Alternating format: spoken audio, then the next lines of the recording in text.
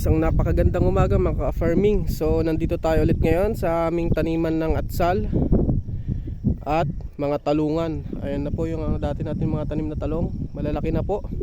Marami na rin pong bunga. So ito pong plot na to ng talong natin at kasama po yung nasa may harap po ng kubo ay naka-ani na po tayo doon ng 200,000. So dito naman po sa atsal, bigla po nagtaas yung presyo nila. Umabot po ng 120 yung class A. Yung class B naman po 100. Class C naman po ay 80. So hopefully dito maka 100 to 200,000 din po tayo dito sa mga atsal na to. Hindi man po siya lumago ng todo. Marami naman pong bunga. Katulad na lang po nito. Ayan po. Hitik na hitik po sila sa mga bunga kahit hindi po natin napalago. Dahil po yan sa pagtuyo ng lupa dito, hindi po natin mapaganda ng todo.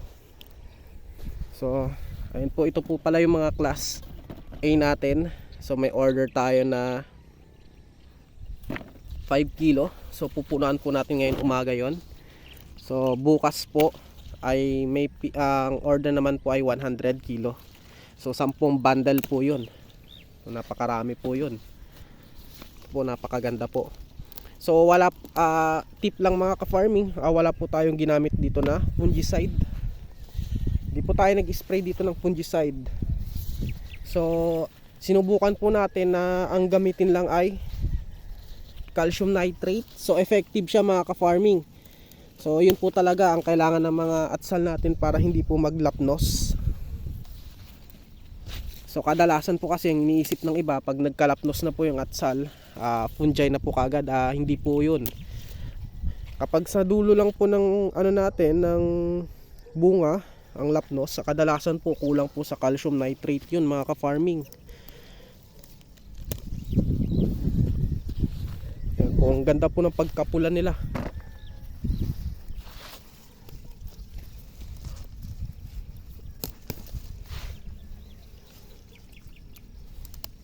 So yun lang po yung order, yun lang po ang pupunuan natin.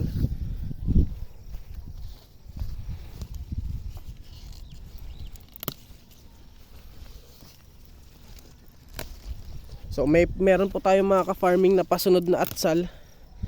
Ayan po, wala rin po siyang plastic molds, pero isang lata lang po siya.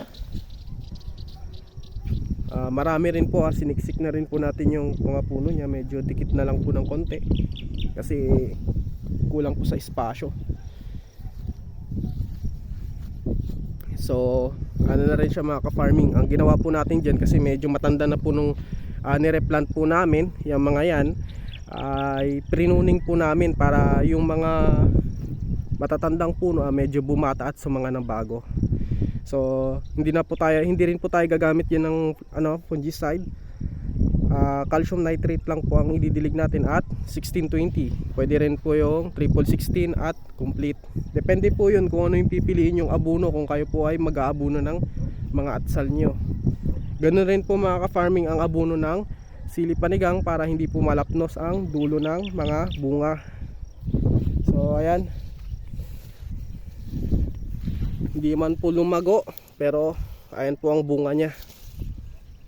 Basta masipag lang po mag-abono at mag-spray ng foliar, hindi po kayo malalaglagan ng bunga. Kasi kadalasan po kasi kapag hindi kahit abono po tayo ng abono, kung kulang po tayo sa spray ng foliar, kadalasan po yung mga bunga ng atsal natin sa taas ay nilalaglag nila.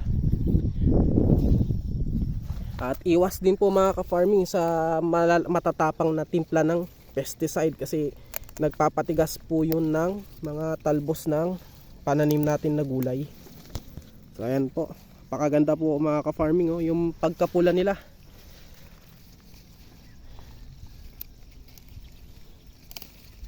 Yan po. Tsaka tip lang mga ka-farming, wag na wag po tayo gagamit ng urea kung ang mga atsal po natin ay may mga bunga na. Wag na po tayo gagamit ng urea, kasi minsan po kapag nalagyan po natin ng urea o nalakasan, lalago po yung sili natin, ilalaglag po niya lahat ng bunga niya. Yun po yung backward ng urea. pwede lang po natin siya gamitin kung ang atsal natin ay mga bata pa lang po o nagpapalago pa lang. Pero kung nasa stage na po siya ng fruiting, wag na po tayo mga ka-farming mag-a-apply ng urea. So ayan po. So meron na po itong 5 kilo. Medyo mabigat na rin po. So yun lang mga ka-farming. Isang napakagandang umaga ulit. Sana po makatulong yung ating share na ideas sa inyo. Sana po mapaganda nyo rin po ang mga tanim nyo. Yan lang po. Magandang umaga ulit. Maraming salamat po.